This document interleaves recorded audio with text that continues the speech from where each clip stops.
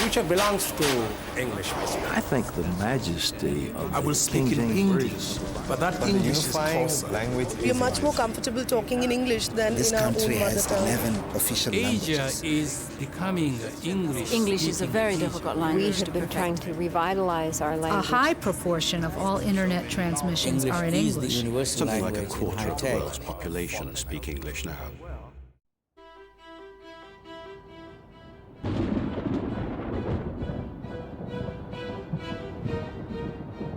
Shanghai, trading capital of communist China.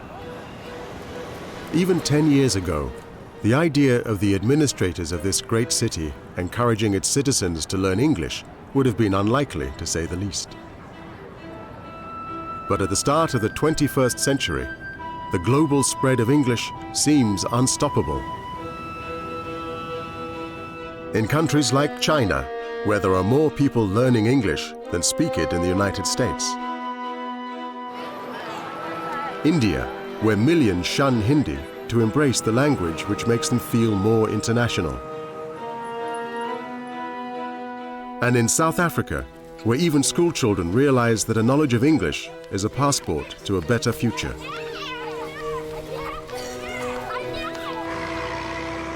In this series, we will explore the phenomenon of English. Is it the answer to our quest for an international language? And if it is, what will become of the other languages that are teetering on the brink of extinction? English has now achieved this position of becoming a global language in the last 50 years or so. Something like a quarter of the world's population speak English now. That's 1.5 billion. Something like 400 million speak it as a first language, another 400 million or so speak it as a second language, and another, well, who knows, perhaps 1 billion speak it as a foreign language. And as a result of this, the English has achieved a status that no previous language has ever done. China has always been a destination for native English speakers, and huge investment into cities like Shanghai has led to a new wave of expatriates.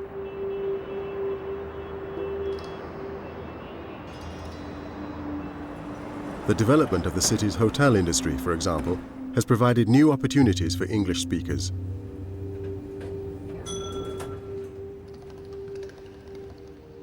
British chef Richard Taffs is one of the first to take advantage of these. Well, I came to Shanghai first of all in 1993, but I was in Manila in between Taipei and Chengdu, and I just recently came back to Shanghai. And I speak a little bit of French and I speak a little bit of German as well, but definitely English is obviously the international language, and the local staff are trained to learn English. So they're all attending class, and all of my key people have a basic level of English. They're taught it in school, right? They're taught it from a young age. And definitely, if you want to work in a 5-star hotel, international hotel, then you must have a basic English. There we go. All right.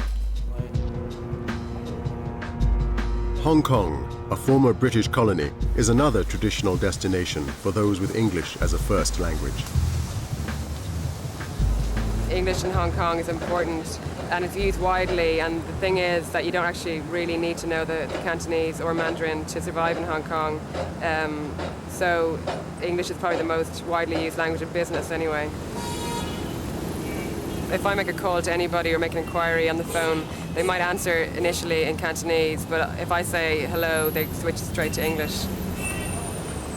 You might be dealing with somebody who doesn't have much English. There isn't any problem. They don't expect you to speak Cantonese. They're quite happy for you to discuss things in English, and they'll try their best to, understand you. It makes it incredibly easy, because if you go from an English-speaking country in Europe and go to somewhere like France or Spain, then you really need to know their language in order to survive there. But here you don't need to. Here you turn up, you have your job, and you don't. I mean, you could live here for as long as you wanted to and never learn a word of Cantonese.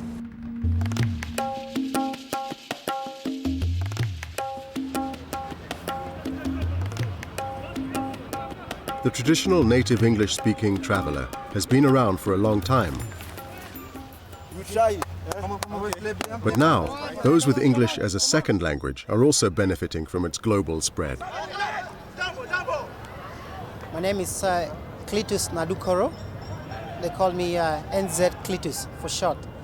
I'm an assistant producer with TWI India. Basically, I'm a football correspondent. Cletus is originally from Nigeria, but his knowledge of English has enabled him to advance his career in a way which might not have been possible in Africa. Nigeria and India, they were both colonized by the British, so English has always been the first language, except that Nigeria is different because it is a multi-tribal society, so English is generally used. But in India, Hindi and English are the acceptable languages.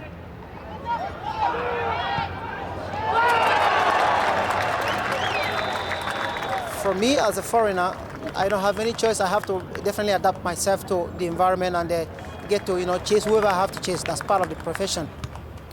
I've been here for quite some time now, so I don't know, I should say I've been pretty smart to pick up the Hindi language and all that. But you see, a couple of these players come from different parts of the country and there are foreigners here. So for those who speak English, I just go straight ahead, ask them in English. How is it going so far? So far so good, because you see, guys, we attack from the flanks, but since this is the first match, maybe that's happening for us, So for Zichochi, as it is going now, it's going pretty well for you. Yeah, sure. Good luck. Yeah, thank you very much. My accent is pretty different from the Indian concept, but at the same time, in India, you just have to accept everything sometimes.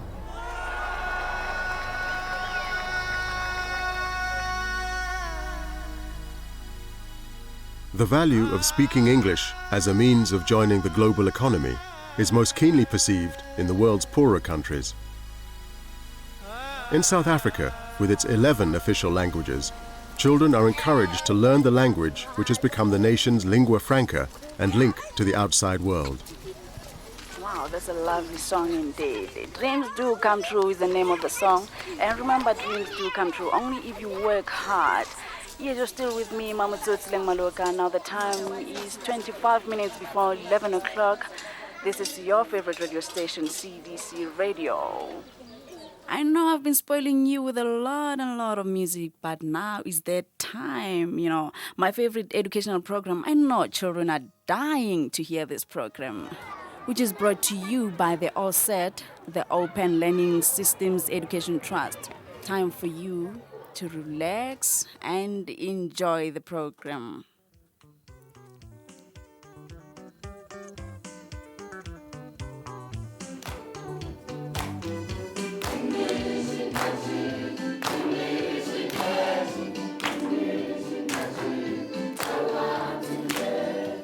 You're listening to English in Action, produced by the Open Learning Systems Education Trust. OSET was founded as the first radio learning program in anticipation of the change in the educational system in South Africa. Our programs are half-hour programs. The content is perhaps 12 minutes of English language teaching itself. A lot of the program is about comprised dramas, music, songs, games, stand-up, sit-down activities.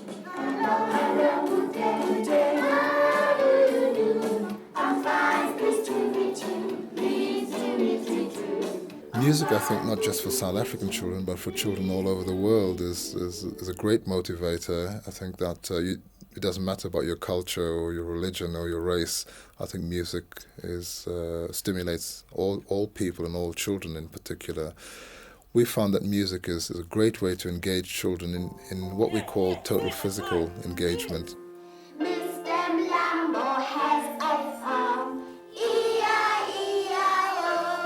They learn a lot through singing, a lot. Rhymes, counting, a lot of things through singing. They learned a lot. A major part of the consideration in the programs is also supporting teachers in English language teaching, which, as you may know, is not the easiest of subjects to teach in a country that is as multilingual as South Africa. We've got to ensure that the programs also support teachers and also goad them into a new classroom practice that's in keeping with our new national curriculum. Ooh, lovely! Tell me, children, What is in the hand? What is in the hand? Yes. Hand. It's a what?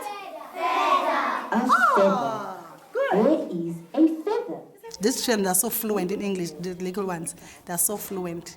You don't tell them what to say, they just talk language. My name is Kanyisile. My surname is Solo. When I grow up, I like to be a nurse. When I grow up, I want to be a lawyer. If you want job, firstly, if you can't talk English, it's become difficult. Going to interviews, must know English. It's the most important language here in South Africa. Today is a lovely day because we are wearing our national day. National clothes. National clothes.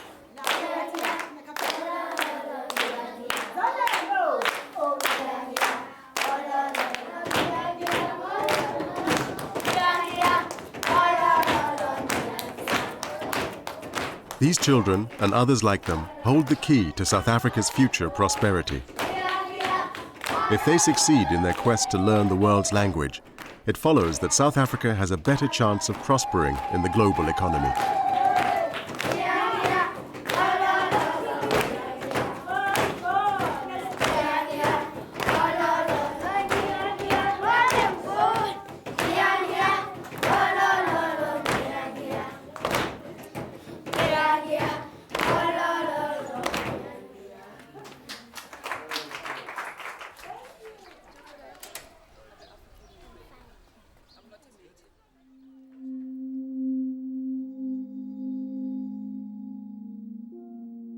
So how has English come to be so important to the lives of millions of people around the world?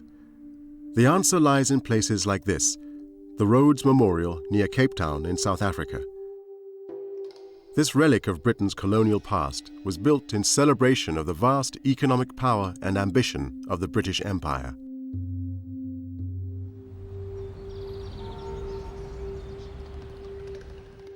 At London's Maritime Museum, collections record the historic trading traditions on which the British Empire was founded and which intimately wove the English language into the fabric of international trade. A language becomes a global language for one reason only, and that is the power of the people who speak it. But power means different things at different times. To begin with, something like 400 years ago, it was political power, military power, the power that became the British Empire. But that isn't the only kind of power. Soon after became technological power, the power that associated with the Industrial Revolution.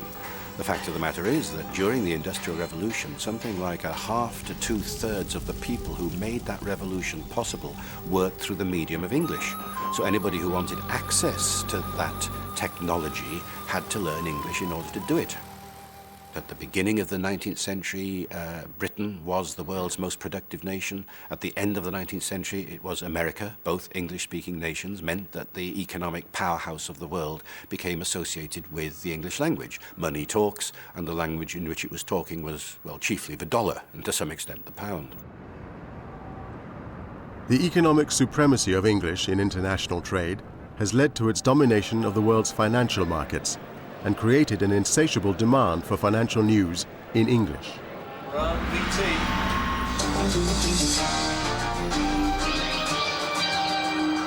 by, cue Michelle. Good morning and welcome to Asia Business Report. The BBC's 24-hour international news and information channel. English really has a pole position in terms of the way that the whole world of finance and economics operates in. Almost all economists have been trained in English wherever they studied in the world. It's the language of the markets. And of course that makes our job as business journalists much easier because there's a certain level of knowledge that you can assume and the words you use translate relatively well across international boundaries. Let's return now to the money desk and see what Guy's got for us this time. He's having a look at some of those financial stocks which are moving on the market. That's right. Well, Bang's very much in the spotlight today because we've had a report out from the UK. And there is clearly vocabulary that goes with accounting. There is a vocabulary of the balance sheet. There's a vocabulary of the stock market, initial public offerings, mergers and acquisitions, investment banking. All have their own vocabularies, their own shortcuts, their own jargon.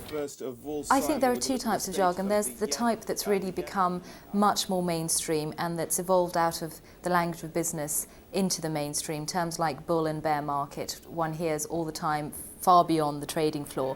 So those are ones that as business journalists one can use and again assume a certain amount of knowledge. But then there are other terms, like for instance blue chips, and that's a term which is used all the time, but we still have viewers all over the world who will write to us once in a while and ask us to explain that term. So one gets an idea of what is in the mainstream and what is still specialist language. Thank you very much. Well, it's that time of the year again when the quarterly FTSE changes begin to take hold. Tonight, closing numbers will be used by the statistics. 10 years ago, 90% of Daimler Chrysler shareholders were in Germany. They spoke German. The brokers spoke German to the buyers and to the sellers. Nowadays, probably 10 or 20% of the shareholder base is in Germany, and probably 50% is in the United States. And so the whole profile of the company, the profile of the shareholder base has changed, and with it, the language that the stockbrokers, that the management have to use to communicate with each other. I think with everyone moving towards a 24-hour global trading day, everyone wakes up in the morning, wants to know what's happened in Asia or in the US, depending where in the world you're waking up. And I think the fact that so much business communication is done in English speeds up that entire process of people needing to assimilate the information as quickly as possible and use it to make their decisions on the trading floors. The money markets provide finance for international companies, many of which are built upon American principles of global branding. When I used to take my son around the world when he was a young teenager, I wanted him to spend a day with the children of local managers that I was dealing with so he could experience what they experienced. And in 4 or 5 different parts of the world, he spent the day exactly the same way. They went to a local shopping mall where they ate McDonald's hamburgers, played video games, they were all wearing Levi's blue jeans, and that was the power of American brands.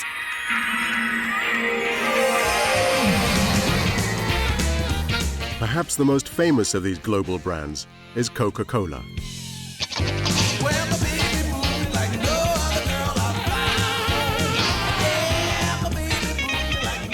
Well, we operate in 200 countries around the world, and we have 26 operating divisions which help us run our business. In terms of leveraging our global capabilities, English serves as an important unification in our ability to work together as management. Well, we try to bring in people that either already know the language or have a facility to learn new languages. So that's a desire. And most people that do join the company are trying to join an international operation, so they have aspirations to communicate in English. This is especially true for recruitment in countries like China. Coca-Cola first came to Shanghai during the 1920s, and after an absence of 40 years, it was one of the first companies to return when China reopened to the West in 1990. Being part of Coke's global network means that it is essential for local management to have a good knowledge of English.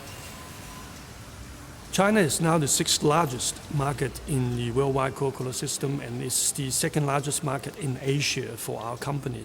At the moment, 15,000 people working in our system, in the 28 factories and the 6 offices and our production centers. Here in Shanghai, it is very, very widely used. It's one of the 2 working languages on a daily basis. If it is production line workers, really the expectation of the English language proficiency would not be very high. Say if it is secretarial position, we actually have very high expectations that their language pass the test. Also for management positions, we would like them to have communicational proficiency. While global brands may depend upon English literacy for their international management, their access to consumers is typically more localized. Part of our success hasn't simply been because we create brands with great mass appeal, but also because companies have been smart enough to localize their products and to integrate with local cultures. Coca Cola, of course, had been global for a very long time, and Coca Cola does translate the words into local languages and often looks like a local product. During the era of globalization, we did a lot of things centrally and ran a lot of the business out of Atlanta. But over the last year or so, we've begun to fully decentralize the business and running much more of it locally.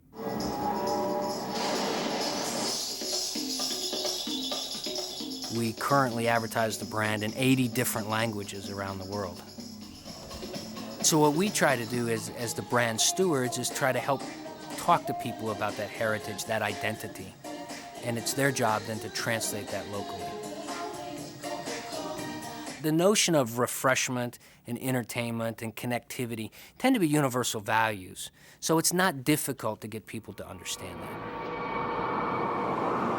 Companies like Coca Cola are part of a business community which no longer identifies itself by national boundaries. In this globalized economy, English-speaking executives are at a premium, and institutions like the Harvard Business School specialize in producing students schooled in the international language of trade. It is a funny concept to think of English as the international language of business as a lingua franca. One of my most interesting cases in point are two Swiss pharmaceutical companies, both headquartered in Basel, Switzerland.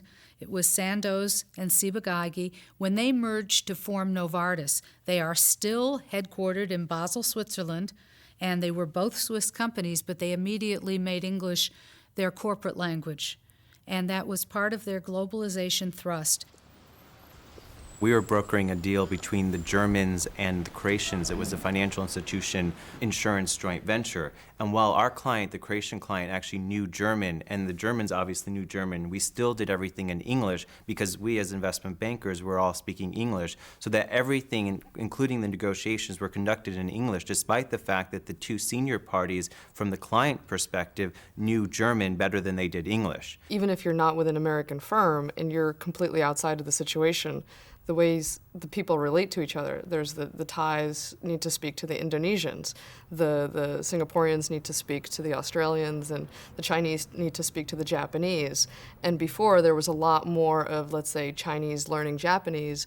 Now it's much more that all of the countries, independently of the US, speak English. Business itself, has a language, almost has a language of its own. And one of the things which we find is that even here at HBS, when we're having sort of like case discussions and things like that, very often you get beyond sort of the grammar and all of that to the real sort of underlying business concepts. And there's a lot of sort of universality of those concepts across, languages. I was giving a speech in Germany a few years ago to an audience that was entirely German-speaking, although they had English as a second language. I do not speak any German. So every other speaker preceding me was speaking in German.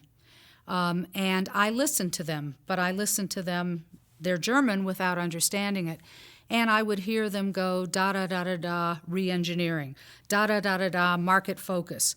And so I could get up and say, as the last speaker just said, as though I understood it, because the buzzwords were being invented in English, because they were coming out of our huge engine, like the Harvard Business School, of creating management knowledge and scientific knowledge and coining words for it, new words for it in English, and those words traveled immediately without translation into the local language.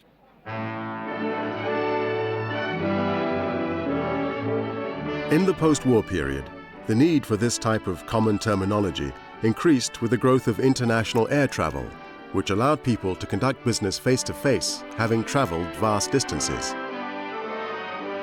Of necessity, the business of air traffic control became dependent on the use of a lingua franca. The global information age is all about connectivity. So you can't have a machine that doesn't talk to somebody else's machine because its code is written differently. It all pushes for universal standards, like air traffic control. If you're going to fly from one country to another, you can't suddenly switch languages when you have routes taking you into 130 countries every time you change countries. They all push for something that's universal. It really came about in 1945 after the end of the war and the very rapid expansion of aviation, and the need, in fact, for countries all over the world for pilots to be able to communicate both with air traffic controllers and with each other in parts of the world in which previously they'd never flown. And really air traffic control borrowed from the maritime history and developed in English. To about 24 miles, runway 27 left, begin to reduce speed now to 210 knots. 432, contact radar now, frequency 127.52, goodbye.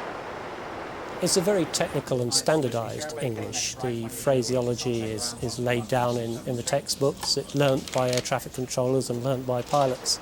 Descend altitude 4,000 feet, QNH 1009.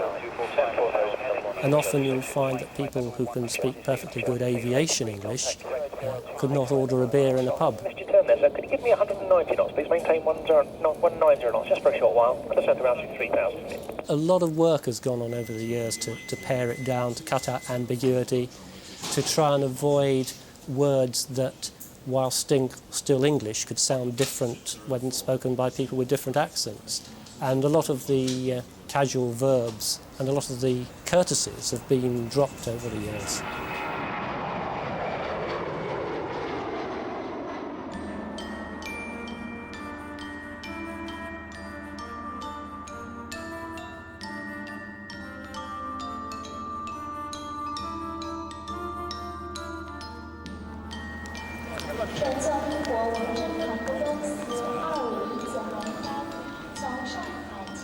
The boom in international air travel has led to new airports and larger airlines. Today, these airlines are standard bearers for a new era of globalization. Shanghai is once again a destination for foreign business travelers, transported by companies like Britain's Virgin Atlantic. Shanghai is really important to Virgin as a route. It's a developing market. It's full of vibrancy, full of excitement. Every month something new is happening in Shanghai. The role of speaking English in the airline business is really vital. It's a customer service business, of course, so when we're looking to recruit staff, it's really important that they can speak and understand English. It's not just textbook English, it's understanding the different variations of English, not just in speaking, but in writing, and also communicating through the email, and also in the body language of English as well. Mr. and Mrs. Nari, from Shanghai to London Heathrow. 17 is today's boarding gate. You just end off the road is boarding gate. Thank you very much. Globally, we have a policy to recruit locally. It's really, I think, one of the most important things that we do, to recruit people that actually are local employees as well as people from our head office. In fact, we were the first European airline to recruit local crew here in China, and having Shanghainese people on board the flights has really made a difference to our service level. Good afternoon, Virgin Atlantic. How may I help you? Our flights from Shanghai to London is on Tuesdays, Fridays, and Sundays to Shanghai. When we recruit for people and we look for their English skills, quite often now what we do is we actually do a telephone interview first, because sometimes when people meet face to face, they can give one feeling of their English level, but it's important to judge a level of how they can speak English over the phone as well.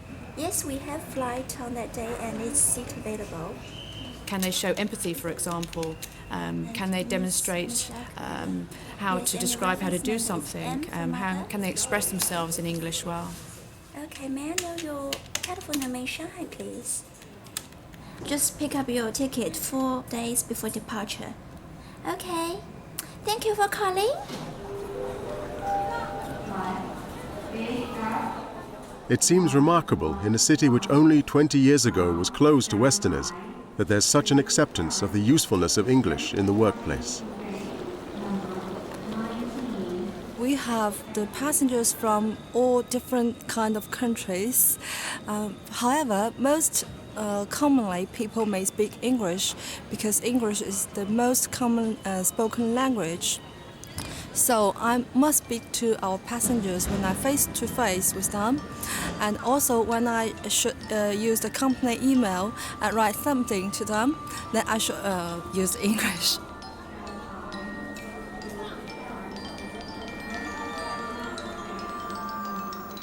There must be the best part of 1 billion people learning English in some shape or form around the world.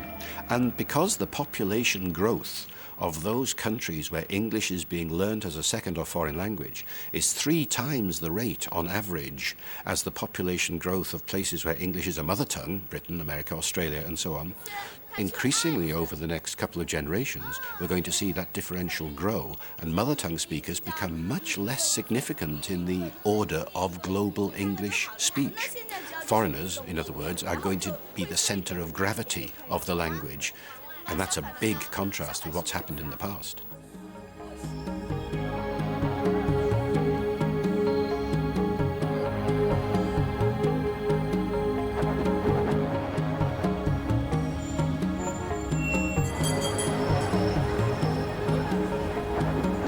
The global economic need for English speakers has created a boom in the business of English teaching. Organizations such as the British Council are catering to an apparently insatiable demand for English classes, even in cities like Hong Kong, which have a long English-speaking tradition. Do you think they're boyfriend and girlfriend? And what are their plans for the future? Go back to Spain together. Why does he like her? Because he is very handsome. Oh, sorry, why does she like him? He's very handsome. A large percentage actually want to improve their job position if you ask them why they're learning English.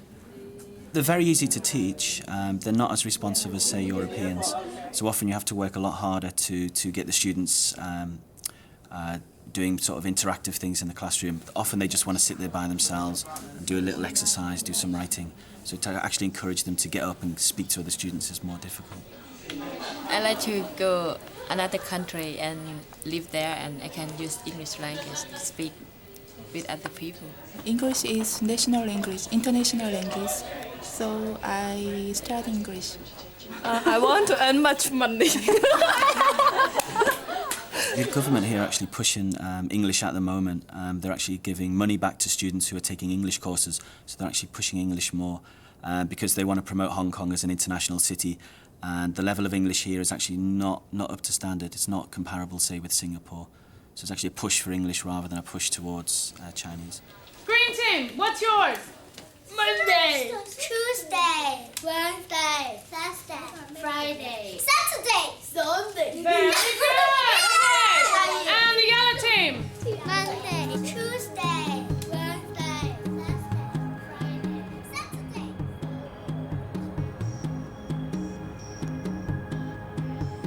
Mainland China is at an even earlier stage in its drive towards English. But the Chinese government recognizes that in order to secure China's place in the new world economy, it must do everything possible to improve this situation.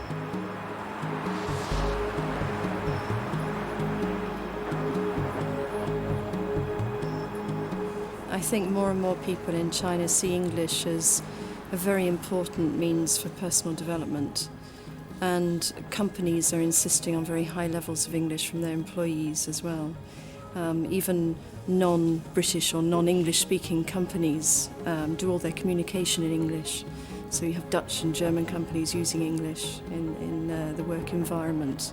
They see their future very much in terms of, you know, where they can get to in foreign companies, joint venture companies. So English is a sort of passport to that. They encourage it to be taught in schools from primary right up. It's encouraged by the government because I think they also see it as a means of development in China.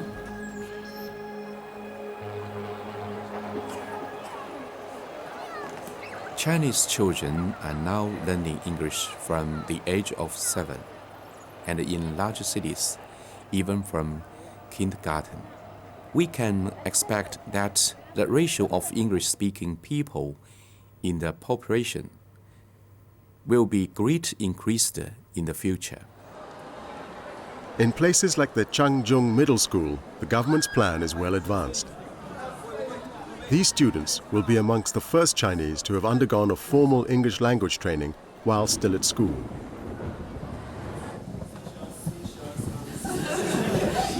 Seashells on the seashore. Good, good, good. Okay, what I want to do today is follow up what we've been doing in previous classes about travelling in Britain and different trains to different places here. So they might tell you that the train to Beijing leaves from platform 1. I think they might use vocabulary not just in visiting Britain or visiting America, but I suspect in other countries, if they visit them, they'll have to. English is a good common language. There's also trying to get them to be a bit more fluent. I think that's one of the things. They're very keen to be precise and right, but sometimes a listener will lose the thread. So trying to get them to speak a bit more fluently. Standard class return tickets for the next train, please. Here you go. Which platform will it leave from? If I learn English well, I can keep in touch with the modern themes and keep informed of some international information and the news about other countries. I can do everything good for my homeland. Next group, when you're ready. Tracy, Nancy, Francis, Lydia, Ruby, Hattie. Up to the front. She is an old lady and she is very thin. She has wavy hair. Its color is ginger. There's lots of role plays with them, so they get to interact with each other in English and be able to perform as well. They love presenting things in front of each other, and of course the other students they love laughing at them, and of course they don't mind. They like it.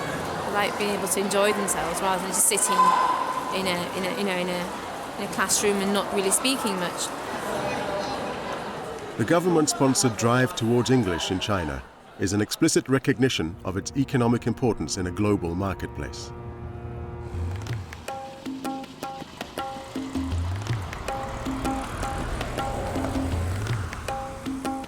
In India, where English has held joint official status alongside Hindi since independence in 1947, some estimates have suggested that as few as 5% of the population actually speak the language fluently.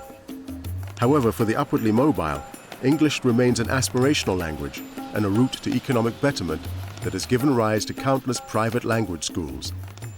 The British School of Language in Delhi's backstreets is a typical example of this trend for self-improvement. I started in 1975-76 and have been running very successfully since then.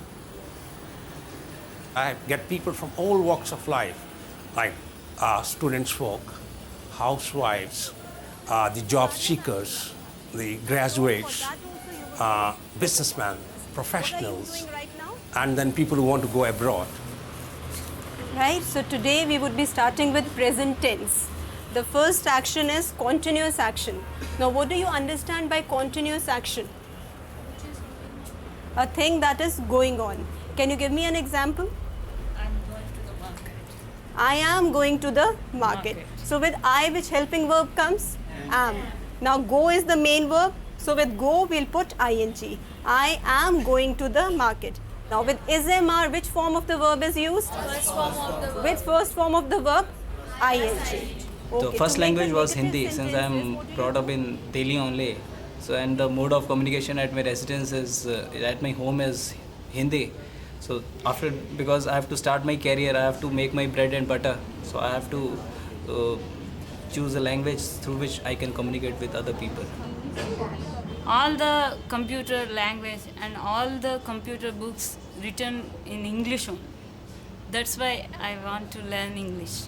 Now if you want to make it in negative, you have to put a not. He is, after the helping verb, you are putting not. Any action that is happening in front of your eyes.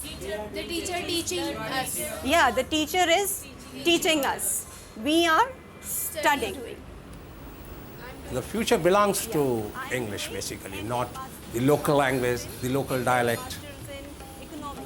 Globalization of India, rather let's say the opening of economy, has made the people feel that without English you cannot exist in India.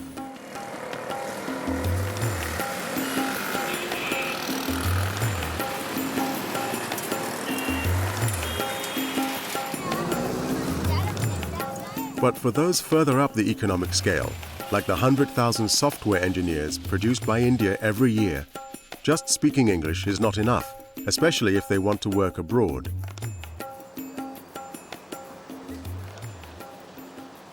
Okay, give it some focus. Look at it that how does At it BT Mahindra, classes are held in the cultural nuances of the language. You'll be working in a different country. Why do you need to know about it? Anyone who joins MBT, we tell them that you join a multinational company and you are expected to be available to travel to any part of the world within a reasonable time scale. In addition to learning software engineering, they need to be equipped to handle different cultures, even the differences in the same language. Okay, with me? Yes, no, what? Yes. The job, I think, would be to understand how English gets spoken in different countries, what are the cultural specifications of every country, and how do you understand the language in that country. For example, if somebody in the US was to turn around and say, "Get out of here," it doesn't mean he's asking you to leave the room. He's saying, "Hey, don't kid with me." Now, for an Indian to be able to understand that, it's important. You've heard of this term, sexual harassment? Yeah? Let's do a little activity. You tell me, what do you think it is? How does it manifest itself? What does it actually mean? I mean, you would get offended perhaps if I say, "Kya haal hai, boss? Sab theek tak?" He might say, "Shoo, hands off, down girl, down." He might actually end up doing that. Different people get affected by different things. And when you are traveling to a country other than your own and you're going to be working there, it's not just a visit, you're going to be dealing with people there, then you have to be extremely careful that you don't do anything which can rub someone the wrong way. And things like this are taken very seriously in all parts of the world. US more so, because of the simple reason you could have a lawsuit. I could sue you, I could sue your company. And that could be a lot of damages. For a lot of cultures, your tonality actually displays your mood or what you're trying to say. And you could say the same thing with a very flat accent, and the other person doesn't understand whether there is any other meaning to it apart from the words you're saying. We come with very strong paradigms. Yeah, very strong preconceived notions that every American woman would be blonde, beautiful, and Baywatch. I'm sure all of them are blonde, beautiful in their own way. But don't go with such preconceived notions where you go available. Wrong, wrong, wrong. And you'll land up into deep, deep, deep trouble. I think we here use a lot more four-letter words and damns and bloodies than an office in, let's say, UK or USA would. They're very formal at work. I've worked with a lot of offices in US.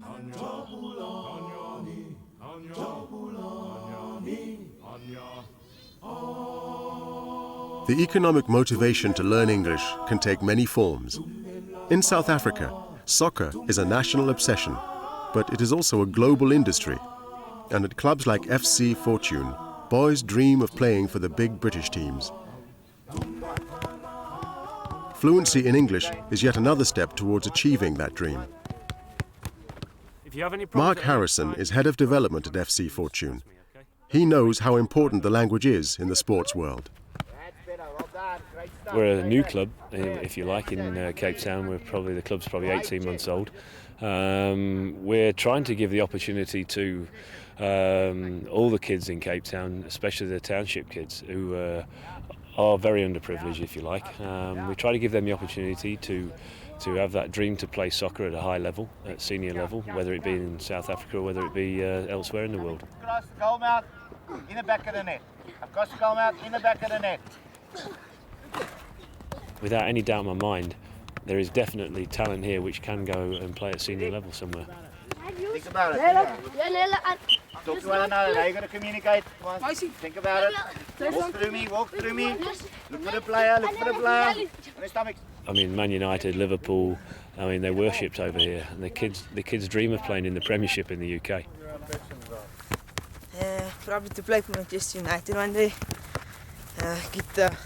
Play professional soccer, and just enjoy myself. If one of my players can't communicate with me, I'll just shout at him and talk nice and loud English. Get it down, player. On your knee. Flick it up there. Because I'm a captain, I have to communicate with my players in English. They can't understand Xhosa if I talk Xhosa. They are not all Xhosa, so I have to talk English to them. Come on, score goals. Think about it. Concentrate. Cup final. You've got to score goals on Saturday. Come on. Here in South Africa, I mean, they speak a multitude of languages, but English is predominant. Good. Okay, you're going to follow do what I do, guys, okay? Are we ready to go? We're going to jog that way. Listen up. Let's jog. Let's go, guys. We have other kids also from this area who plays for various clubs in South Africa and abroad, in Europe, for instance. And although they come from Ocean where they spoke their mother tongue Afrikaans, we had to prepare them. They had to know English. Although they keep their own culture, they keep their own language, but if they want to play soccer, they're going to need English, for instance. Yeah. Okay. So if the ball's offline, if the ball comes to you there, I've actually got to get my feet. As if I want to play the ball to this chap here, what's your name? Azamir. Okay, give me the ball, please, Azamir. Skills acquired on the pitch are reinforced by classroom theory, which can in itself present a challenge for the non-native speakers and their English coach. 3-5-2. Okay. 3-5-2. Goalkeeper. Now, this is interesting. I'm glad we've done this one, Greg. My terminology, or the way I say things, is very different to what you guys say here. And then we have a left wing back and a right wing back. You've got that now, Mr. Williams. Their English language and my English language, I have to listen, hard. And they look at me and have to listen at me, What question would you like to ask me? If you go on trial, do they look at your skill? They would check your skills, your techniques, your fitness level. They would also check your character. Okay, do you understand when I say character? Do you know what I mean? After a month or two, then they get to understand me. They pick up my accent, I pick up their accent, and we're okay. But there is a difference. Obviously, the way they say certain words, the twang to their accent and the twang to my accent. It is different, but the language is still there, isn't it? Turn and jog. Shout up. For these would-be soccer stars of tomorrow, English is another means by which their dreams and aspirations can be realized on an international stage. Their adoption of English reflects its new status as a tool available to everyone who wants to look beyond their own shores and communicate with the world.